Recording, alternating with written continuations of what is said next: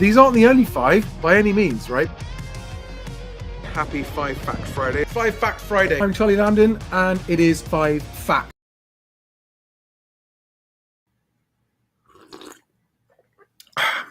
Good afternoon, everybody. Happy Friday. Some of you asked me a lot. Oh.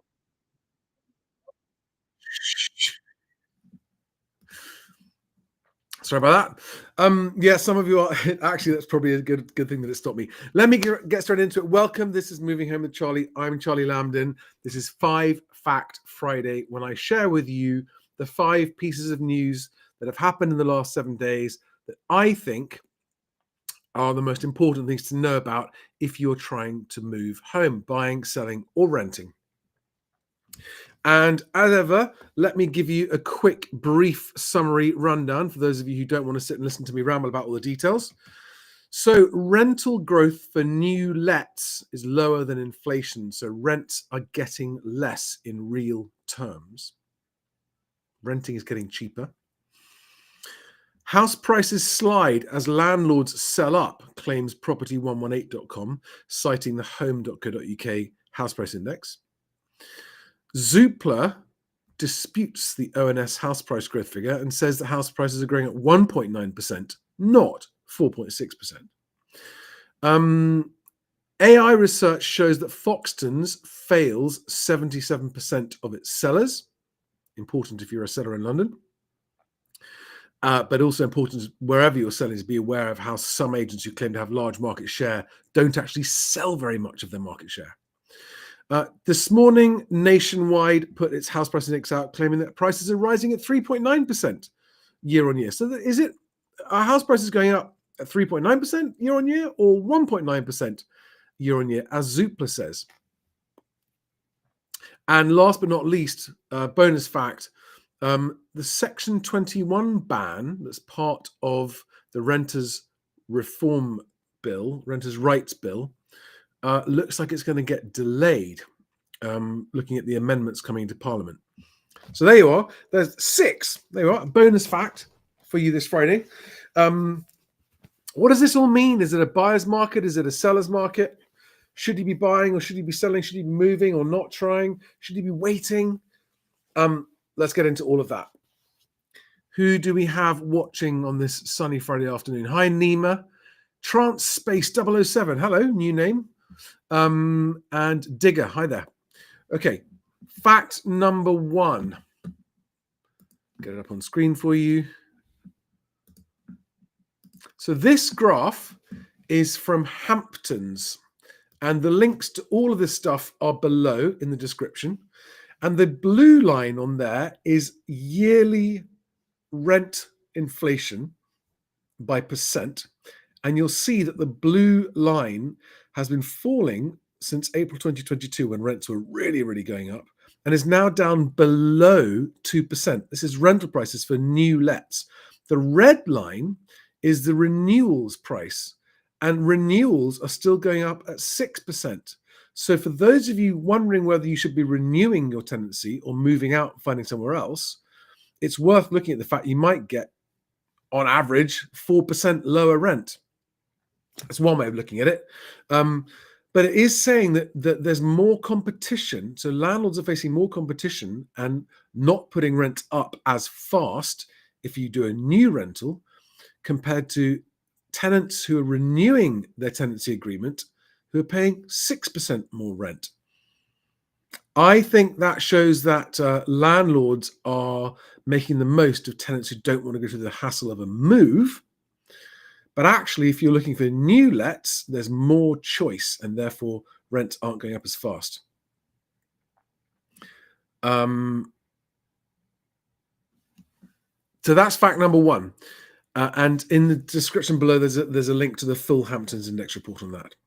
Fact number 2. House prices slide as landlords sell up. So property values are sliding as landlords sell up low-yielding properties in London and the southern counties, one index reveals. According to Home's February asking price index, former rented homes are now flooding the market. That is leading to sellers in Greater London and Southern England to cut prices to stand out amid a glut of available properties. Now, yesterday, I did a live stream going through Zoopla's house price index in detail, and they pointed out that flat prices, there are far more flats coming into the market than there are houses, and that flat prices have not been going up anything like as much as house prices have. And seeing as most landlords invest in flats in London and South East, that kind of does stack up. So what does this mean? It means if you are looking to buy a flat, it is definitely a buyer's market, but really, really be careful because of leasehold catches and service charges.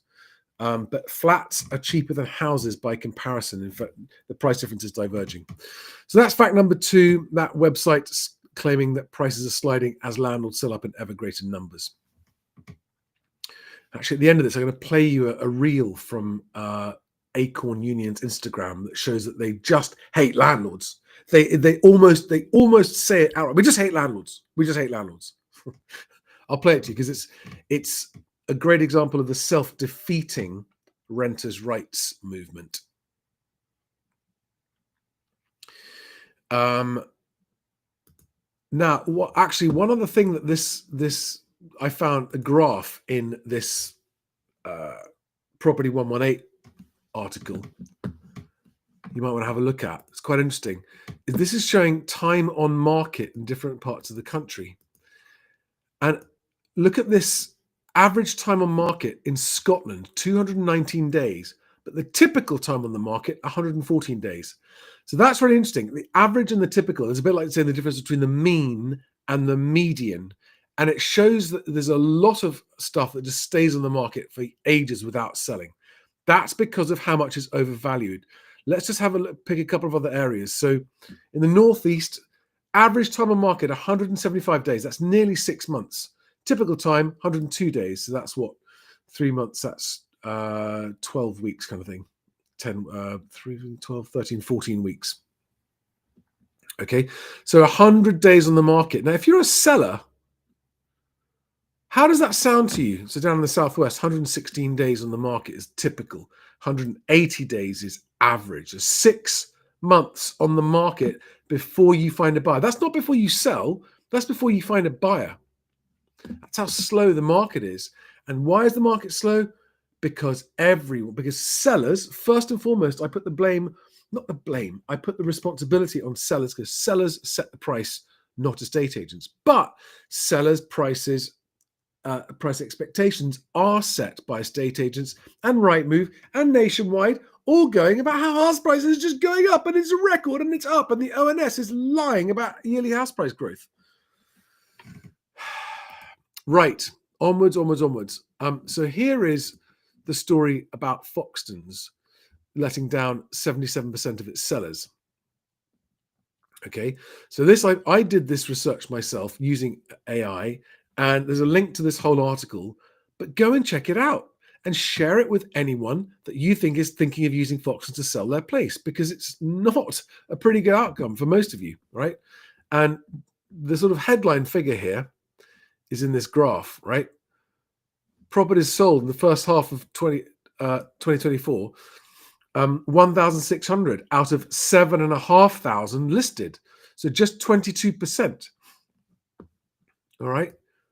That's really important. Dexter's is almost as bad. It's barely 25%. These are London's worst overvaluers by volume. I'm not saying that there aren't other agents overvaluing as high as these guys overvalue, but this is why there's so much property sitting on the market not selling. It is not a seller's market, it's a buyer's market, which means that if you actually want to sell, if you actually want to get your property under offer and sold, you need to price it lower. And I've got lots more information about that coming soon, about people who are getting their properties sold quickly with competing bids, knowing therefore that they've discovered the best price from the market in about 6 weeks. I feel like I'm screaming into the void. I've been saying this for 3 years, and it doesn't appear to make any difference to sellers whatsoever. In fact, I had a personal example recently of someone who knows all my advice. They've heard it all, but they found a home and they're like, no, this one's different. You don't understand. It's we've got to overpay. Oh, never mind. Onwards. Right, Zoopla. Zoopla's house price index came out this week. I did a whole video on it just yesterday. So not the most recent video, the one before that.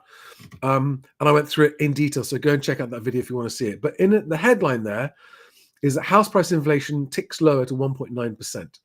But when you separate that out from houses and flats, it's very, very different. Okay. It's 0.5% for flats. All right. 0.5% flats and 2.8% for semi-detached and terraced houses. Only 1.7% for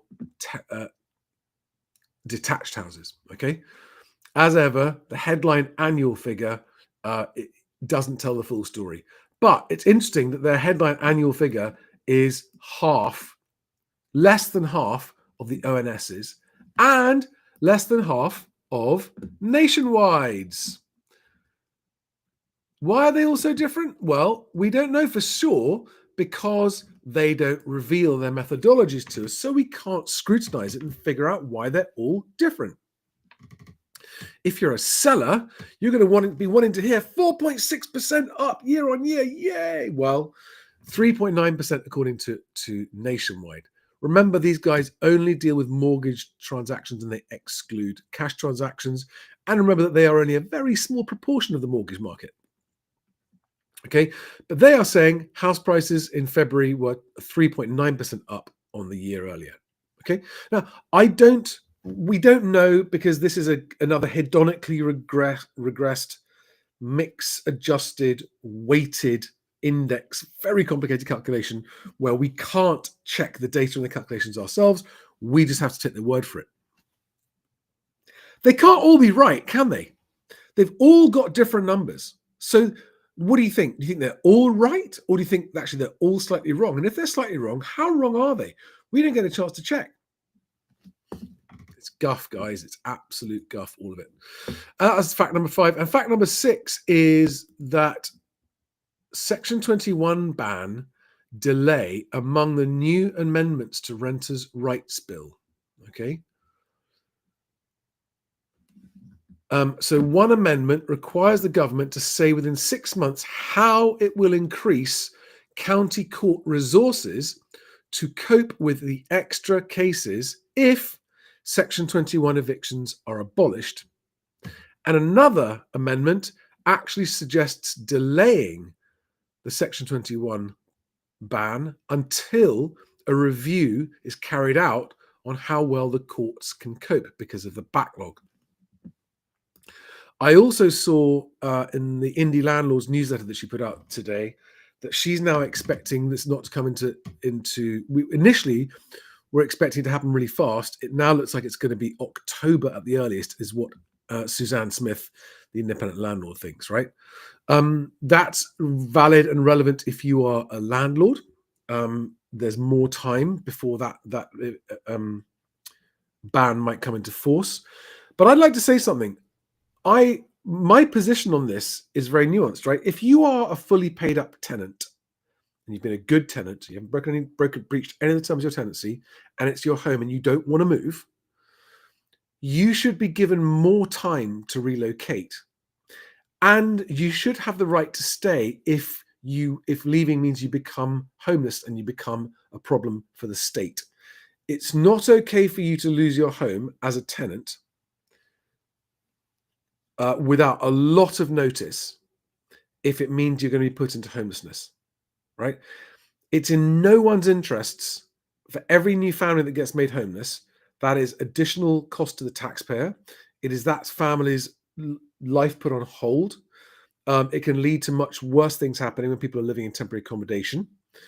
And you shouldn't become a landlord unless you're willing to accept the fact that being a landlord gives you the responsibility of being the provider of someone's home, and you cannot just take that home away. But what if we need our home back to move into ourselves? Okay, fine. But there should be 6 or 12 months notice, not 2, because 2 months isn't enough. Now, having said that, landlords need better protection against bad tenants. And if you have a bad tenant, you should be able to get them out quickly. If there's a tenant that is not paying their rent, that is because when they could, for example, or is damaging the property or breaching the terms, you should be able to get tenants out if you're a landlord much, much faster. So my point is that this renters reform bill should be improved to be fairer to both sides. At the moment, it's unfair to both sides. It's a dysfunctional system. Right. Nick Creamer, forgive me if I've said your name wrong there. But bit of feedback. We've recently completed on our purchase in the Southeast, and your videos have provided invaluable information to us. Big thanks to Thomas Legal. Awesome, fantastic. Thank you very much for using Thomas Legal, who are my conveyancing partners. And thank you for the story. I always love hearing these stories. Always love hearing these stories. So any questions for anybody? Any questions on anything? Excuse me, sipping my tea. If not, I'm going to show you this. I'm going to show you this Instagram reel from Acorn Union, because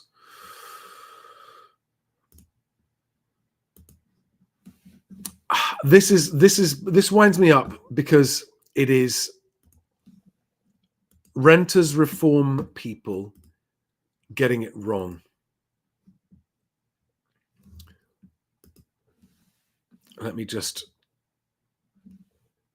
Okay, so listen to this, right? Listen to this.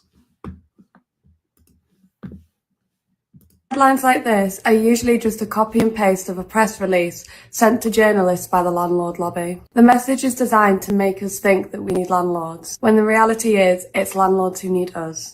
If landlords decided to sell up, would it really be a disaster for The reality is that landlords need us. No, the reality is that landlords and tenants need each other equally, which is why you have tenancies.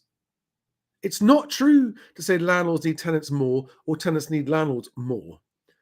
You need each other equally. But for some reason, Acorn Union thinks that landlords need tenants more than tenants need landlords. That's patently not true, is it? Because if you're a tenant, you need a home, and without a landlord, you won't have a home. But if you're a landlord without a tenant, you've got an empty property, losing a bit of money. So arguably, tenants need landlords more than landlords need tenants. But I would say they need each other equally. But listen, it goes on, right? tenants? Luckily, we don't have to guess, because a massive landlord sell-off has actually happened before. Around the time of the First World War, 90% of Britons rented from a private landlord, and by the end of the 1970s, it had fallen to less than 10%. The truth is, homes don't just disappear when landlords sell off, they just change hands to different owners. Headlines like this. Right, now this is a really irritating thing that I hear all the time. Because what Acorn Union, who pretend to be out there for tenants, are completely ignoring, and I've asked them repeatedly, I've tagged them, I've messaged them on social media, and I get no response. I say, what about the tenants who are losing their homes and ending up in temporary accommodation precisely because the landlord has been forced to sell up because of your policies? What about those tenants? What do you say to those tenants? What do you say to tenants who are a family now in temporary accommodation because of you and your guys lobbying for legislation that's forcing landlords to sell up? What do you say to those tenants? None of you will answer this question. Why won't you answer the question? Okay. Yes, it's correct that when a landlord sells a property, it just goes to another owner. That's true. And a lot of them go to other landlords. A lot of them go to first-time buyers. These are all great. That's all good news. And yes, there's no problem in principle with that. But stop ignoring the fact that homelessness is going up at the fastest rate in history. And the number one cause of that new homelessness is landlords selling up. So Acorn Union, London Renters Union, Shelter, all of you, Generation Rent, stop ignoring the thousands of families you are making homeless every month with this ridiculous campaigning. There you are, little rant of everyone that you weren't expecting.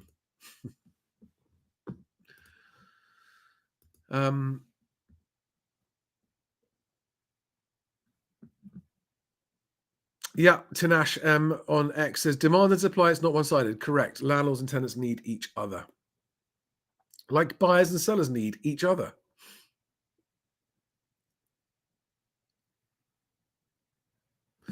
Sam Baker, first-time buyer in London, used your offer template gave 2-week deadline for acceptance. Mortgage broker advised against any deadline. It pressures seller to accept or risk losing you. What are my thoughts? Okay, that's true. So what I suggest in my first time buyer offer email template, which is incredibly effective. For those of you who haven't seen it, here is the link. I'll put it in the live chat right now.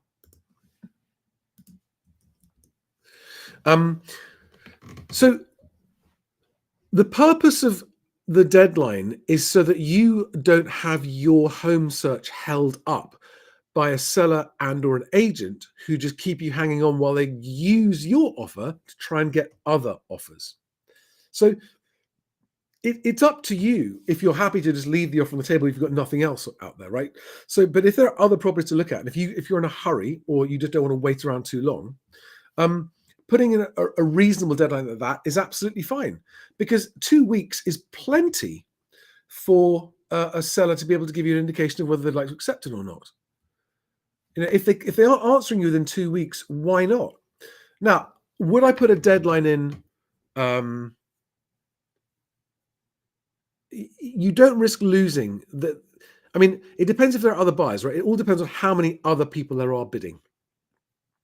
Okay. You want to avoid the situation where they're using you to play each other's offers off against each other. But you don't want to be a hard deadline for no reason. Like if it doesn't affect you to wait longer, then you don't necessarily need to have a deadline. But there is the risk that your offer is then used to get other higher offers. So my first time buyer offer email template says this is the first and final offer. Everything's ready to go. So it's a yes or a no, please. It's a yes or a no. And 2 weeks should be enough time for a yes or a no. And if what you should ask, say the agent, is 2 weeks long enough? And if not, why not? Why is 2 weeks not long enough for them to decide? Because we're not opening a negotiation here. We're simply saying, that's my offer. Do you want to accept it or not? And if not, I'm taking it off the table because I'm going to be offering elsewhere. Okay, so that's my answer to that question. Does that answer your question, Sam? And if not, follow up and tell me what else you'd like to know.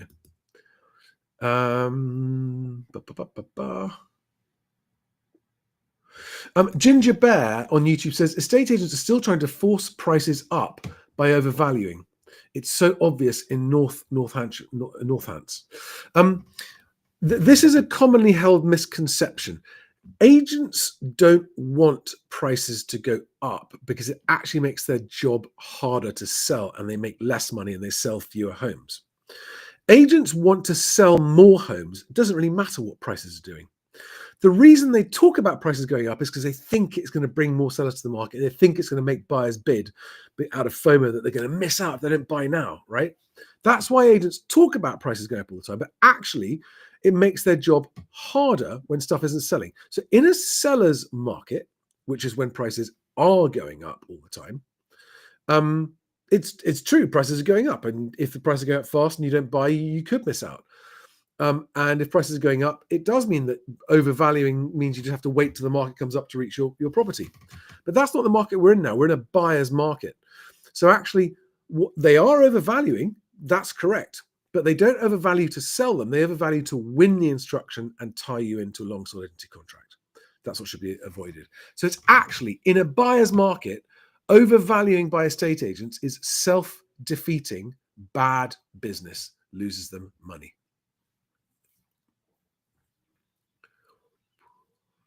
Oh, wow. Sam Baker says, the other issue you had was you had to submit the offer via an online portal, which forced me to cut down what I could include from the template. That, can I ask who the agent is? Is that Purple Bricks? I would make sure that they can get you a full offer by email. So I'd try and get an email address as well. Limiting a word count, that's weird. Be interesting to know who that was. Anyone else? Here I am. I'm here. I've got no other questions to answer. So unless I get any other questions, I'm going to bid you farewell. Have a good weekend and wish you all the best and see you next week. I would say this, right? Because if there are any sellers watching and you don't know how to go about finding your agent, try find your agent on Best Agent. I'll just show it to you quickly.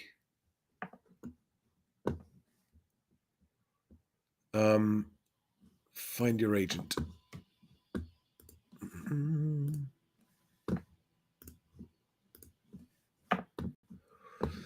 So let me just get rid of that comment.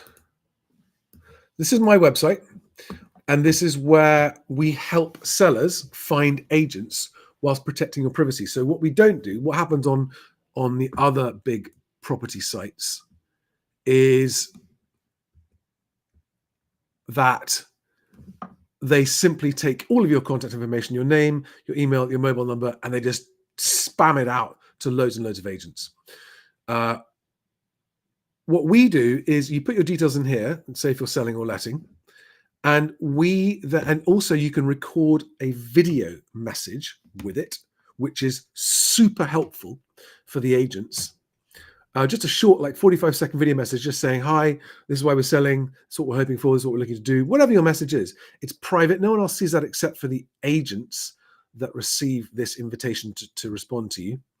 And those video leads are proving very, very effective at getting agents to respond. Now, what it does is, because it goes to the 20 nearest agents, let me put in a random address. Right, 34 Mayfair Place, London. Let's say we're selling that. That's what it looks like, right?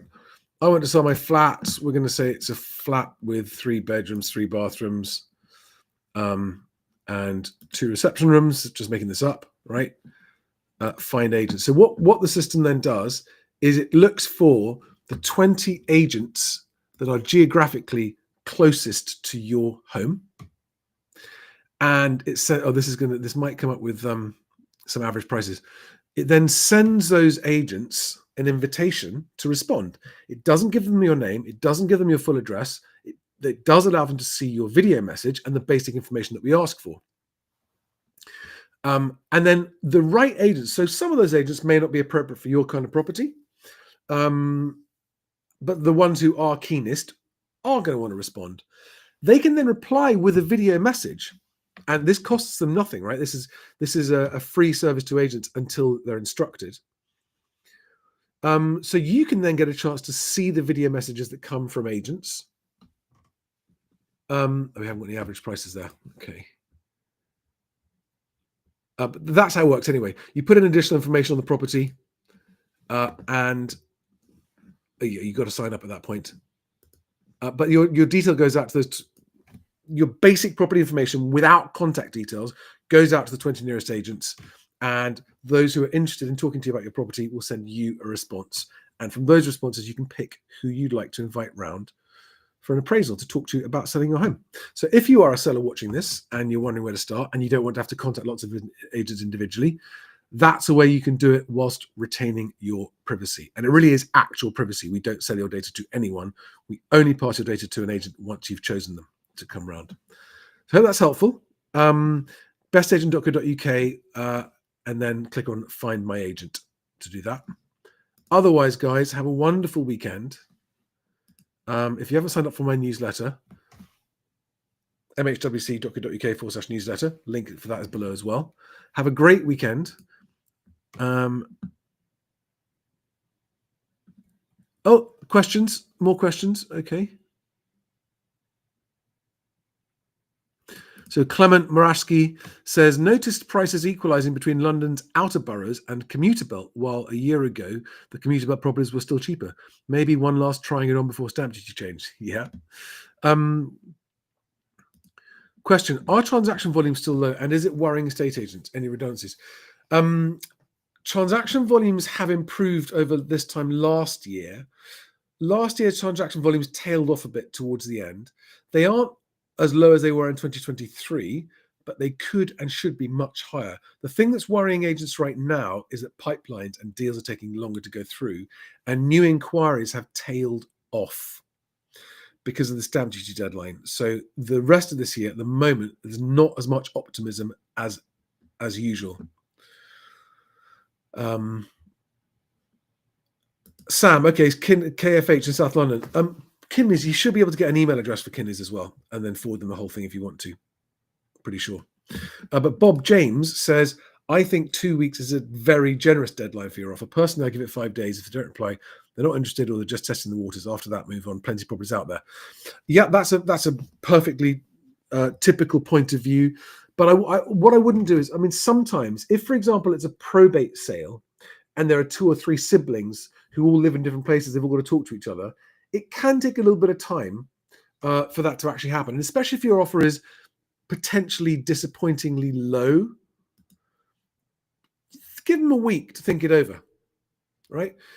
Sometimes it's worth being a bit patient with them and just going, this is a disappointingly low offer for them, perhaps, but it is a very solid gold-plated offer because my template has everything inside with the conveyancing, the mortgage, the proof of deposit, the search pack, all that kind of stuff, right?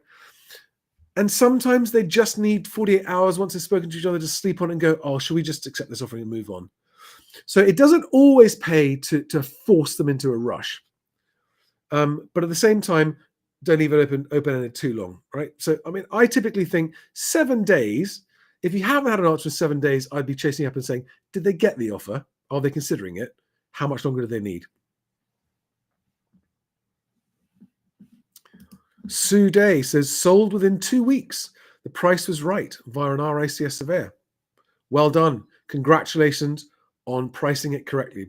Presumably you're happy with the price or you wouldn't have sold it. All right, guys. That's it. That's another 5 Fact Friday out of the way. If you missed the Foxtons video, that was out last night. I did a half-an-hour takedown of why no one should use Foxtons or Dexters. If you're thinking of using Foxtons or Dexters, go and watch that video. That's my most recent video. And the one before that was the Zoopla House Price Index I went through yesterday. Have a great weekend. Remember, if you are selling, don't overprice. And if you are buying, don't overpay. Let the market do its thing. And, another question squeaking in at the end from Barry Walls. As a buyer, should you be informed by the estate agent if the seller used Help to Buy? Good question. Interesting question. We are just about to exchange contracts and only now informed. Another delay while waiting on the redemption pack.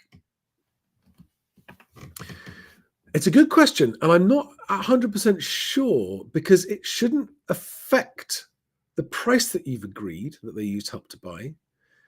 Are you saying that it's affecting that is slowing down the sale from the seller side? Is that what you're saying? So because it's not a material fact as far as the transaction is concerned, I don't think. I could be wrong. Because I've never heard this question before. I don't think the agent is required to let you know that.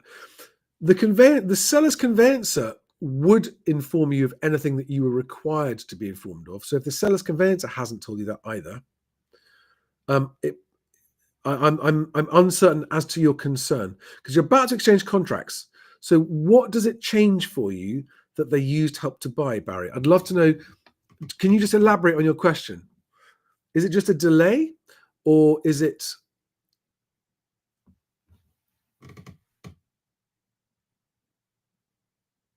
Is there another reason why you're asking? Nick Rima says, as a buyer, we had a valuation done by an RACS surveyor valuer that helped us renegotiate the price we agreed before. Highly recommend it. Always get a survey done. Always get a survey done. Whether you're a cash buyer, whether you're buying on the mortgage, always get a full building survey done. And if it's a brand new build, get a snagging report done. Okay, Barry, that's explained it. You're waiting on the valuation from the Help to Buy survey. Okay, so that's a delay. Which makes me wonder whether or not it would have made any difference if they had told you. Because if I don't know who's organized that, it's on the seller side, but it's a frustrating delay. I can see that. And very, very, very interesting to see. Are you buying with a mortgage? Have you not had a lender do a valuation on it? Anyway, guys, great questions. But I'm going to crack on now. I've got other stuff to crack on with. It's been great. It's been fantastic. It's been lovely. Thank you all for watching. And remember, if you want to use my conveyancers, talk to them there. And if you want to use my mortgage brokers, it's the same link, but with mortgage instead. There it is.